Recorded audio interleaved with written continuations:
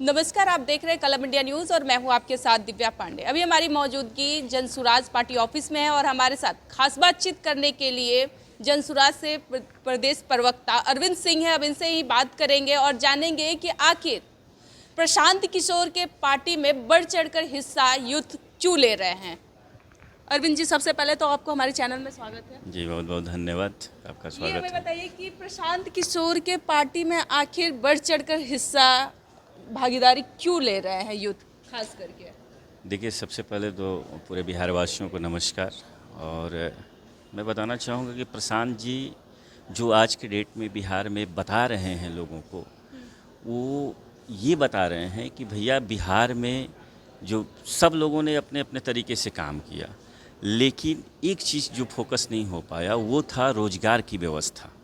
युवा क्या चाहता है, उसको अच्छा पढ़ाई की व्यवस्था हो, उसको अच्छे से अपने प्रदेश में रोज़गार की व्यवस्था हो क्या हुआ क्या यहाँ पिछले 40 सालों में, जो प्रशांत जी लोगों को बता रहे हैं या जो हम लोगों को खुद समझ में आ रहा है कि यहाँ पर ना ही पढ़ाई की अच्छी व्यवस्था है और ना ही यहाँ पर रोज़गार की अच्छी व्यवस्था। आप मेरा ही एग्जाम्पल ले लो, मैं पढ़ने के लिए यहाँ से आपको ग्रेजुएशन कंप्लीट किया मैंने, और ग्रेजुएशन करने के बाद जब मैं प्रोफेशनल आपको गया पढ़ाई करने के लिए, तो मैंने एमबीए करने के लिए बिहार में मुझे कोई भी अच्छी कॉलेज नहीं मिली।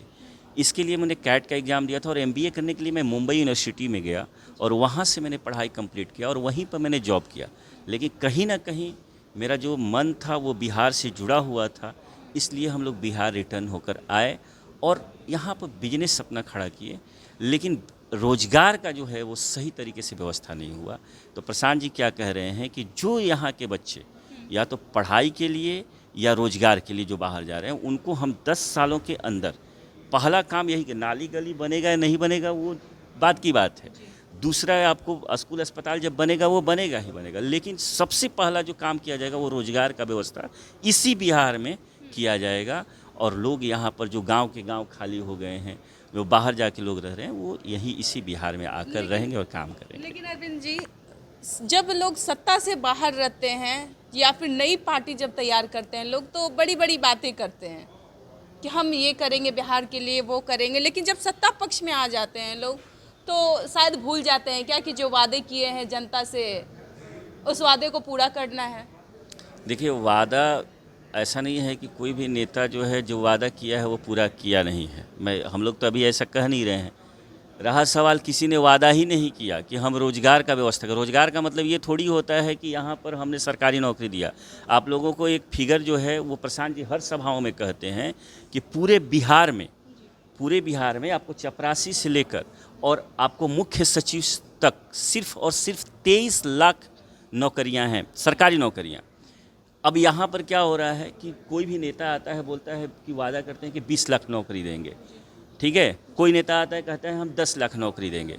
आप मेरे को बताओ, मैं जितने भी समझदार लोग हैं बिहार को ये बात समझते हैं कि भैया जब पूरे आप आज़ादी से लेकर अभी तक जो पूरे आंकड़ा है वो 23 लाख सरकारी नौकरियों का है, तो कहाँ से कोई 20 लाख और 10 लाख नौकरी दे देगा।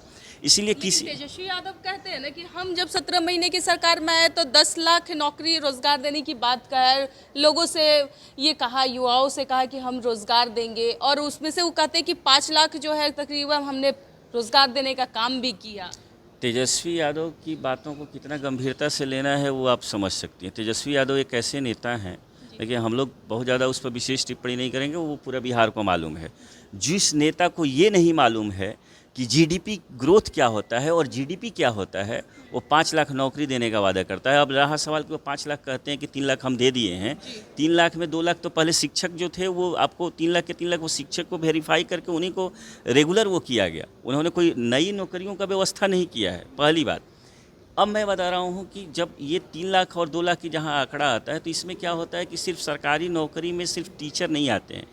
टीचर में मान लीजिए कि 2 लाख नौकरी पहले से जो नीतीश कुमार का दिया हुआ था उसी को उन लोगों ने रेगुलर किया है, न कि कोई नए नौकरियों का सृजन किया है।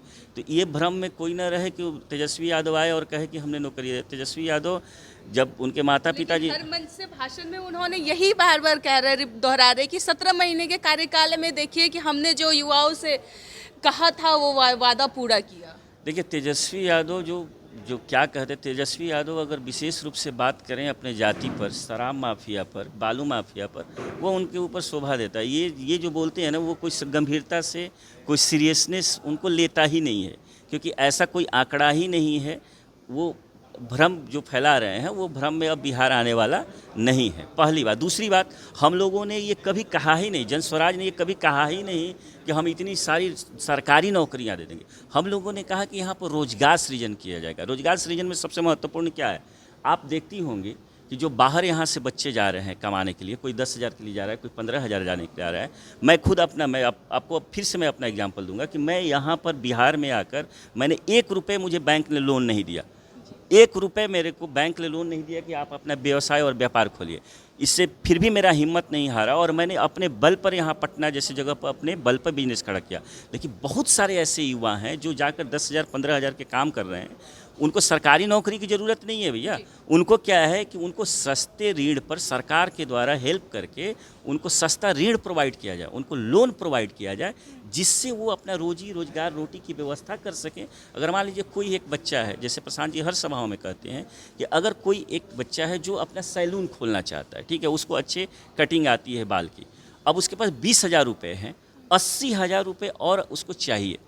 अब वो क्या करेगा, बैंक के पास गया, बैंक ने उसको लोन देने से मना किया, तो वो 20,000 का कैसे यूज करेगा? 20,000 का ऐसे यूज करेगा कि 5,000 का दिल्ली और मुंबई जाने के लिए वो टिकट खरीदेगा। वहाँ पर जाकर फिर वो 5,000 रुपये में रहने के लिए अपने के लिए खोली अपना सर्च करेगा। फिर उस 10,000 तो उसके ख़त्म हो गए। फिर वहाँ पर किसी दलाल को 5,000 रुपये देगा कि भैया मेरा नौकरी लगा दो। अब वहाँ पर रहेगा तो कुछ खाएगा भी पिएगा ना, तो 20,000 तो उसके ख़त्म हो गए और जाकर वो मजदूर बन गया दिल्ली और मुंबई जैसे बड़े शहरों में। अब अगर उसको 80,000 रुपये और ऐड ऑन हो जाते तो यहाँ पर वो क्या करता, एक सैलून खोलता, अपने भी काम करता, साथ में 2 और लोगों को काम कराता, जिससे कि 3 लोगों के रोज़गार की सृजन हो जाती।